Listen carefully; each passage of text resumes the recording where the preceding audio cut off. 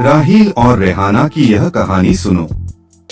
राहील और रेहाना की मुलाकात एक कॉलेज के समारोह में हुई थी।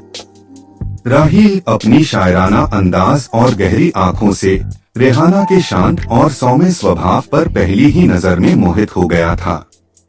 रेहाना को राहील की बातों में एक अलग तरह की सच्चाई और अपनापन महसूस हुआ। धीरे धीरे उनकी दोस्ती गहरी होती गई और कब यह दोस्ती प्यार में बदल गई, उन्हें भी पता नहीं चला। राहील अक्सर रेहाना से अपनी भावनाओं का इजहार शायरी के अंदाज में करता था। उसकी बातें रेहाना के दिल को छू जाती थीं।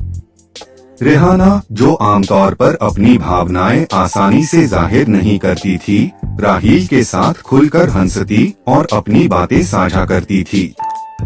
उनके सपने एक दूसरे से जुड़ गए थे। वे साथ में भविष्य की रंगीन कल्पनाएं करते थे। लेकिन जिंदगी हमेशा सीधी राह पर नहीं चलती। रेहाना को एक ऐसी बीमारी हो गई जिसका इलाज मुश्किल था। राहील यह सुनकर बुरी तरह टूट गया। उसने हर डॉक्टर और विशेषज्ञ से सलाह ली, हर संभव कोशिश की कि रेहाना ठीक हो जाए, लेकिन उसकी हालत बिगड़ती ही चली गई। एक दिन जब रेहाना अस्पताल के बिस्तर पर लेटी थी और उसकी सांसें धीमी हो रही थीं, राहील उसका हाथ अपने हाथों में लिए बैठा था। कमरे में खामोशी थी, सिर्फ मशीनों की हल्की आवाज आ रही थी। रेहाना ने अपनी कमजोर आंखों से राहील की तरफ देखा। राहील, वह धीरे से बोली, उसकी आवाज में दर्द और प्यार भरा हुआ था, तुम उदास मत होना। राहील के आंखों से आंसू बह रहे थे। वह कुछ बोल नहीं पा रहा था।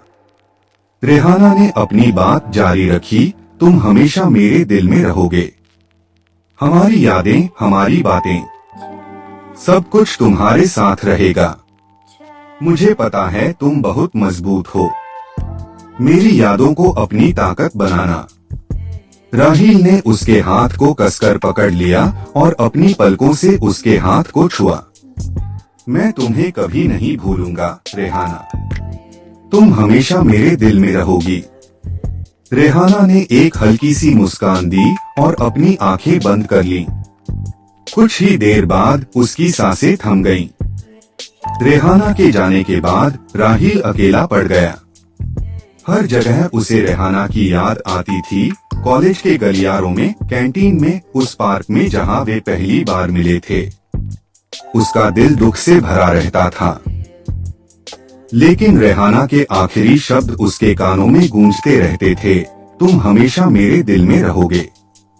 मेरी यादों को अपनी ताकत बनाना। राहील ने रेहाना की यादों को अपनी प्रेरणा बनाया। उसने अपनी शायरी में रेहाना के प्यार और उसकी यादों को पिरोया।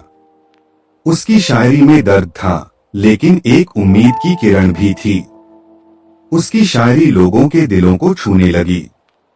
राहील ने रेहाना के नाम पर एक लाइब्रेरी खोली, जहां गरीब बच्चे मुफ्त में किताबें पढ़ सकते थे। वह अक्सर वहां जाता और बच्चों को कहानियां सुनाता, रेहाना की बातें करता। उसे यह करके सुकून मिलता था कि रेहाना का नाम और उसकी यादें हमेशा जिंदा रहेंगी। राहील ने कभी किसी और से प्यार नहीं किया। रेहाना उसके दिल में हमेशा बसी रही। उसकी यादें उसके लिए एक अनमोल खजाना थीं, जिसे वह हमेशा अपने दिल में संजो कर रखेगा। तो राहील ने रेहाना से कहा था, तुझे मैं अपने यादों में, ख्यालों में रखूंगा, अपने दिल में बिठा कर रखूंगा। मेरी जान, उदास मत हो। और उसने अपना वादा निभाया।